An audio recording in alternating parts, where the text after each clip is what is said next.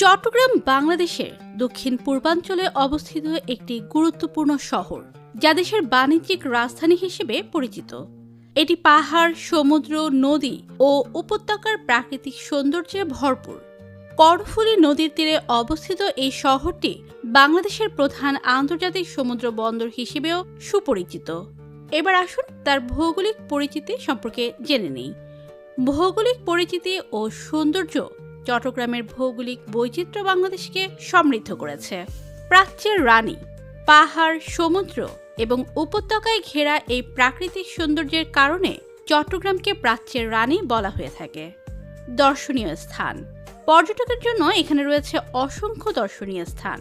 এর মধ্যে উল্লেখযোগ্য কিছু স্থান রয়েছে যেখানে আপনি পরিবার পরিজন সহ ঘুরে আসতে পারেন, যেমন পতেঙ্গা সমুদ্র সৈকত, ফয়েজ লেক, চন্দ্রনাথ পাহাড়, খৈয়াছড়া ঝর্ণা, Banshkhali eco park, war cemetery, Anwara Palki সমুদ্র সৈকত।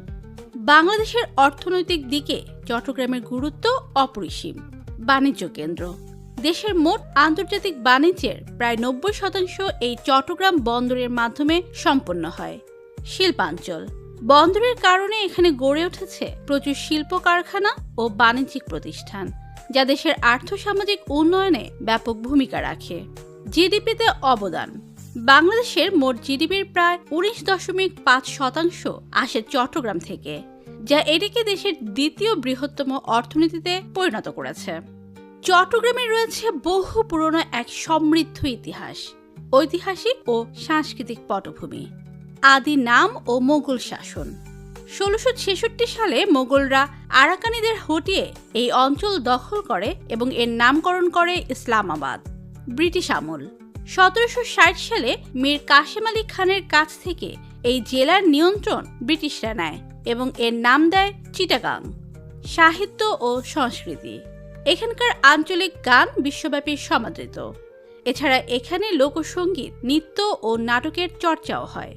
আপনি যদি চট্টগ্রামের আরও সাহিত্য ও সংস্কৃতি সম্পর্কে জানতে চান অথবা এর সমৃদ্ধ ইতিহাস সম্পর্কে জানতে চান, তাহলে অবশ্যই ভিডিওর কমেন্ট বক্সে কমেন্ট করে যাবেন।